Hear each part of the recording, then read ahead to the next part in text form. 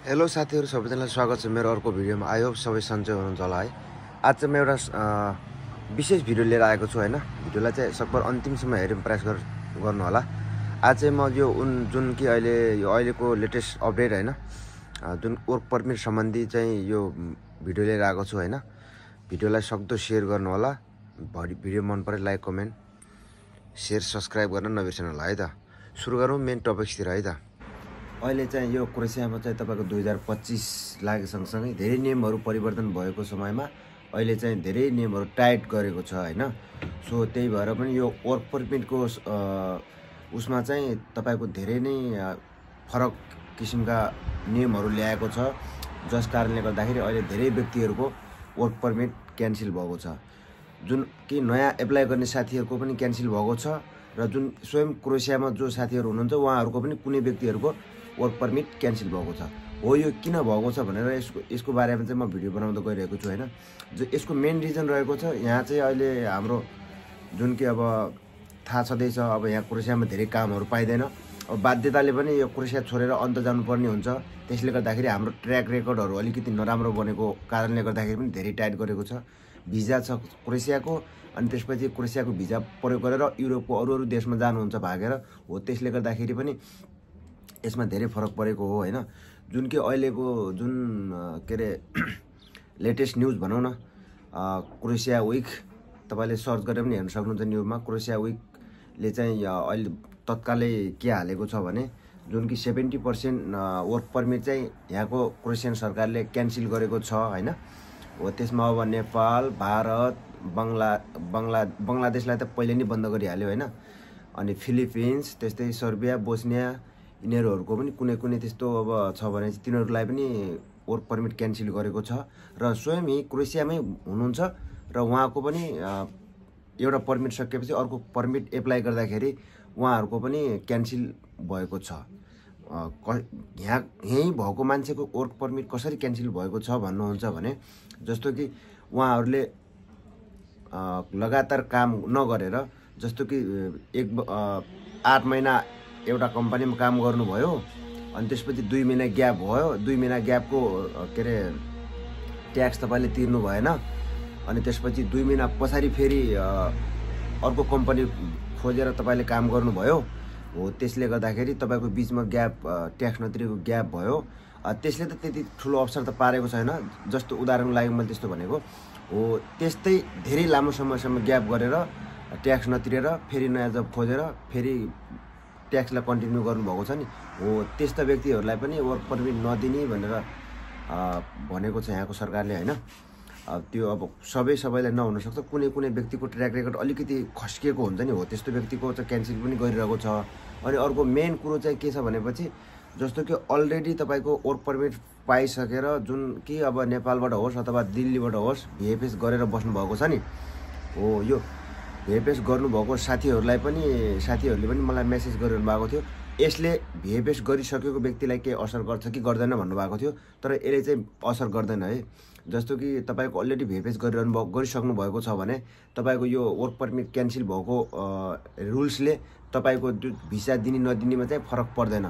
तपाईको आफ्नै कारणले भिजा रिजेक्सन भयो भने चाहिँ त्यो छुट्टै कुरो हो। तर यो अहिलेको नियमले चाहिँ भिजा के रे भिएफएस गरिसकेको व्यक्तिलाई चाहिँ यो यसले केही पनि फरक पार्दैन है।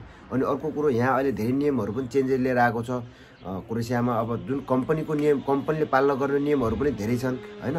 त्यसमा अब तपाईको यहाँको कम्पनीहरूले कामदारहरू कस्तो कम्पनीहरूले कामदार ल्याउन पाउँछ त। यदि कम्पनीले तपाईको 1 वर्ष खोल्ने 1 वर्ष बन्द गर्ने कम्पनी, अनि फेरि 6 महिना खोल्ने फेरि 1 वर्ष चल्ने हैन, हो त्यस्तो भयो भनेपछि तपाईको कम्पनीले चाहिँ कामदार ल्याउन पाउँदैन यहाँ हैन।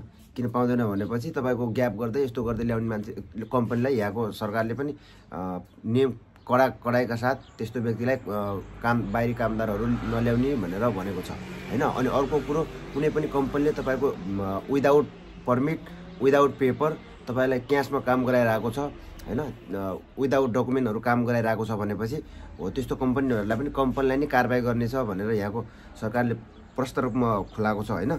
अनि अर्को कुरो, जुन कम्पनीले कामदार ल्याउन चाहन्छ त्यो कम्पनीले चाहिँ तपाईको कालो सूचीमा हुनु हुँदैन हैन। त्यसले त्यो कम्पनीले सरकारलाई कन्टिन्यू ट्याक्स पे गरेको हुनु पर्यो। हप्तामा के अरे वर्षमा 1 वर्ष चल्ने अर्को वर्ष बन्द हुने त्यस्तो नहुनु पर्यो हैन। हो त्यस्तो कन्टिन्यू चल्ने कम्पनीहरूले चाहिँ कामदार मजाले ल्याउन पाउँछ। अनि अर्को कुरो यो सिजनलमा चाहिँ सिजनल कामको लागि चाहिँ यसमा केही फरक पर्दैन है। फेरि सिजनल काम चाहिँ अब सिजनल कम्पनीहरू चाहिँ फेरि 6 महिना चल्ने 6 महिना बन्द हुने तिनीहरूको रुल्स नै छुट्टै हुन्छ हैन। जुन कि अब 1 वर्षै चल्ने अनि 1 वर्ष नचल्ने हो यस्तो कम्पनीहरूलाई चाहिँ कामदार ल्याउन नपाइने भनेर यहाँको सरकारले भनेको छ हैन। सो गाइज लगभग त्यही हो अहिलेको लेटेस्ट न्युज त्यही हो हैन। अब त्यो न्युज सुनेर मलाई पनि धेरै दुःख लागेको छ। लगभग 70% वर्क परमिटहरू त पूर्ण रूपमा खारेज नै गरेको छ हैन। सो म पनि अब लगभग 3 महिना लगभग पुग्न आँट्यो। मेरो पनि वर्क परमिट प्रोसेसिङमै छ। मेरो पनि वर्क परमिट आएको छैन हैन। सो अब आउँछ होला बिस्तारै। अनि अर्को कुरो लगभग 18,000 वर्क परमिट चाहिँ यहाँको सरकारले रिजेक्ट नै गरेको छ हैन। अब त्यसमा अब कतिपय नेपाली पर्नुभएको छ, कतिपय इन्डियनहरू पर्नुभएको छ, कतिपय फिलिपिनीहरू पर्नुभएको छ हैन साथीहरू। अब त्यसमा अब के कारणले हो त्यही मेन अघि नै भनिहालेँ, मेन कम्पनीको कमी कमजोरीहरूको कारणले गर्दाखेरि क्यान्सल भएको हो। यसले गर्दाखेरि एजेन्सीहरूलाई पनि पूर्ण रूपमा धक्का पुगेको छ। किनभने चाहिँ एजेन्सीहरूले वर्क परमिट तपाईँको पैसा तिरेर किन्ने गर्छन् हैन। हो त्यही भएर यति 18,000 वर्क परमिटको पैसा पे गरिसकेको हुन्छ एजेन्सीले। हो त्यही भएर एजेन्सीलाई पनि गाह्रो छ साथीहरू। लगभग अहिले यो जुन कि क्रोएसियामा तपाईँको 1,30,000 भन्दा माथि फरेन वर्करहरूले काम गरिरहनु भएको छ हैन। त्यही भएर यहाँ पनि मान्छेहरू पनि धेरै हुनुभयो। अब थाहा छँदैछ क्रोएसियामा त्यति जब धेरै पाइँदैन। त्यही भएर कारणवश यो देश छोडेर अन्त अब कामको खोजीमा जानुपर्ने बाध्यताको कारणले गर्दाखेरि नराम्रो कारणले गर्दाखेरि अलिकति खस्किएको हुँदाखेरि त्यस्तो नियमहरू एकदम टाइट गर्दै गइरहेको यहाँको क्रोएसियाले हैन। सो गाइज आजको भिडियो यति नै हैन। भिडियो कस्तो लाग्यो भिडियो मन परे सक्दो शेयर लाइक कमेन्ट गर्न चाहिँ नबिर्सनु होला। अनि अर्को कुरो जुन कि यो जुन भिएफएस गरिरहनु भएको साथीहरू हुनुहुन्छ नि उहाँहरूले चाहिँ अब भिजा ट्र्याक गरिरहनु होला। दिल्लीबाट होस् अथवा काठमाडौँबाट होस्। अहिलेको सिचुएसनमा लगभग 80 देखि 82 दिनको पिरियडमा चाहिँ तपाईँको भिजा एकदम बढी व्यक्तिको आइरहेको छ हैन। त्यो समयमा चाहिँ अलिकति भिजा रेसियो एकदम हाई छ। त्योभन्दा अलिकति छिटो पनि आउन सक्छ कुनै व्यक्तिको पछाडि पनि छ। कुनै व्यक्तिको त तपाईँको 130 दिनभन्दा क्रस भएको पनि छ। त्यो अब तपाईँको विभिन्न कारणवश हुनसक्छ। जस्तो कि अब फाइलहरू अलिकति तलमाथि परेर तपाईँको फाइलहरू मिस्टेक कारणवश कुनै ठाउँमा कोचिएको हैन। अथवा त्यस्तो तिनीहरूले छानबिन गर्दै पनि उल्टो पुल्टो भएर तलमाथि परिदिएको हो। त्यस्तो कारणले गर्दाखेरि पनि तपाईँको अलिकति लेट हुनसक्छ हैन। सो गाइज भिसा आउनेको पनि आइरहेको छ, रिजेक्सन हुनेको पनि भइरहेको छ। अब त्यसलाई अब वेट गरेर बस्नु होला। अब प्रत्येक दिनको बेलुका 5 बजेभन्दा पछाडि भिजा ट्र्याक गरेर बस्नु होला। अनि त्यसपछि प्रत्येक दिनको बेलुकाको 5 बजे पछाडि भिजाको स्ट्याटस चेन्ज हुन्छ हैन। हो त्यही भएर त्यसै थाहा पाउन सकिन्छ। ल गाइज आजको भिडियो यति नै। ओके म पनि अब छुट्टिन चाहन्छु।